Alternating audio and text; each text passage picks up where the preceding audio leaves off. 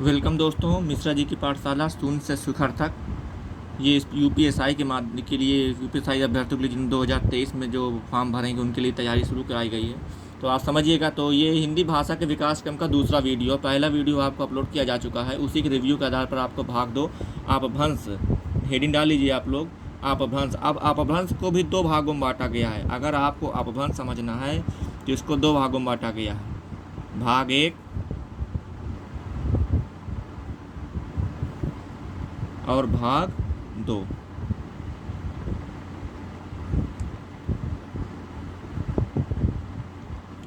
ये जो भाग दो है ये स्पेशल है, जैसे टेट है, सुपर टेट, टीजीटी, पीजीटी वगैरह में ये क्वेश्चन यहाँ से पूछे जाते हैं।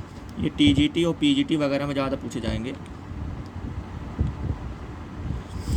मगर आपके लिए जो इम्पॉर्टेंट वो ये वाला इम्पॉर्टेंट है। इसको आप इम्पॉर्टेंट कर लीजिए, क्योंकि ये यूपीएसआई यूपीपी में बहुतायत मात्रा में पूछे जाते हैं। तो भाग एक के अंतर्गत आप पहला पॉइंट डाल लीजिए, सौरसेनी अपभ्रंश। भाई अपभ्रंश के अंतर्गत सौरसेनी अपभ्रंश पढ़ने चल रहे हैं हम लोग।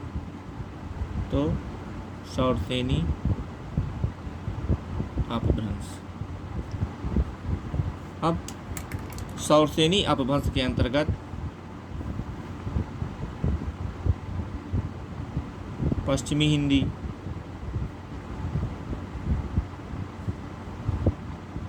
राजस्थानी और पहाड़ी हिंदी आती है। मतलब सौरसेनी, अब पूछा जाएगा आपसे कि पश्चिमी हिंदी किस अपभ्रंश के अंतर्गत आती है, तो आप बताएंगे सौरसेनी हिंदी। राजस्थानी पहाड़ी किसके अंतर्गत, तो सौरसेनी अपभ्रंश के अंतर्गत आती हैं।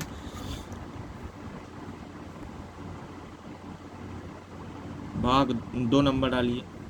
सौरसेनी के बाद आता है अर्ध मागधी, सौरसेनी अर्धमागधी अपभ्रंश।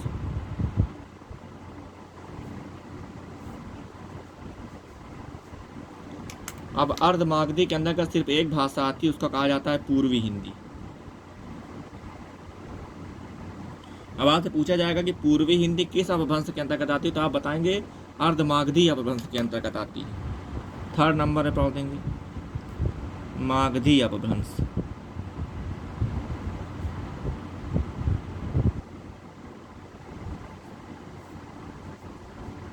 मागधी अपभ्रंश में तीन भाषाओं का जिक्र मिलता है। नंबर एक में बिहारी, असमिया और उड़िया भाषा आती है।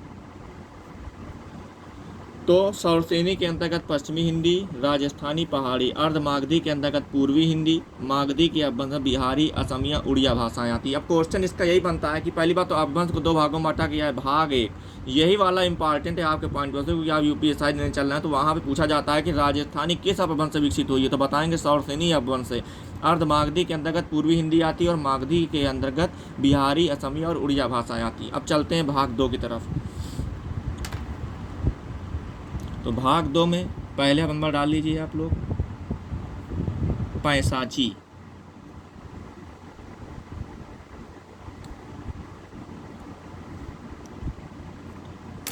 पैसाची के अंतर्गत पंजाबी और लहंदा। हो सकता है आप लोगों ने भाषा पढ़े न पढ़ी हो, बहुत से लोगों ने पढ़ी भी होंगी, ऐसा नहीं है कि नहीं पढ़ी होंगी, मगर चूंकि पंजाबी और लहंदा ये TGT, PGT, super TET, TET वगैरह में ज़्यादा पूछा जाता है कि लहंदा किस भाषा के अंतर्गत, किस अपभ्रंश के अंतर्गत, तो पैसाची अपभ्रंश के अंतर्गत आती है। इसको पैसाची अपभ्रंश कहा जाएगा, अपभ्रंश। सेकेंड नंबर डाल लीजिए आप लोग ब्राचड़। ये सभी अपभ्रंश चल रहे हैं। ब्राचड़,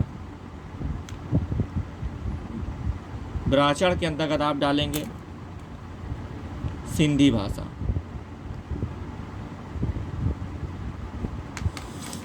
फिर थर्ड नंबर आ जाइए, थर्ड नंबर पे आप डालेंगे खस।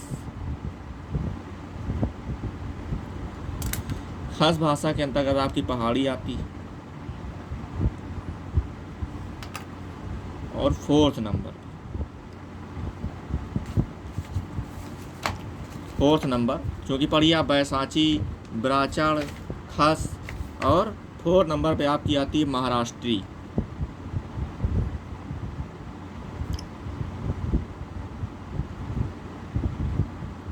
इसके अंतर्गत तो आप तो जानते ही हैं महाराष्ट्र में क्या होती बोली जाती है, तो मराठी।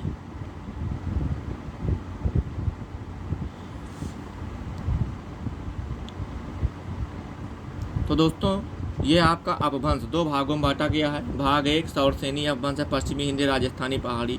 अर्धमागधी अपभ्रंश है, अर्धमागधी के अंतर्गत पूर्वी हिंदी आएगी, और मागधी अपभ्रंश के अंतर्गत बिहारी, असमी और उड़िया भाषा आती है। फिर हम लोग भाग 2 में पढ़ते तो पैसाची, पैसाची अपभ्रंश में पंजाबी और लहंदा भाषा आती है, ब्राचड़ में सिंधी आती है, और खस में पहाड़ी आती है, और महाराष्ट्र मराठी। तो दोस्तों ये भाग 2 हिंदी भाषा के विकास क्रम का कंप्लीट हुआ। आप लोगों को पसंद आए तो लाइक, सब्सक्राइब, शेयर कीजिए। एक अच्छे क्षेत्र में कोशिश की गई है, और आपको कंटेंट बनाने में आपको दिक्कत नहीं होगी। अगर आप खुद के नोट्स बनाना चाहेंगे तो आपको यहाँ पे दिक्कत बिल्कुल नहीं होने वाली है। बिल्कुल आसानी से आप साधारण और सरल भाषा बना सकते हैं। कोई भी नेगेटिव कमेंट मत करिएगा, हमने एक सकारात्मक प्रयास किया है, अपनी तरफ से कोशिश की है। अगर आपको पसंद आए तो लाइक, सब्सक्राइब, शेयर कीजिएगा। थैंक यू, धन्यवाद।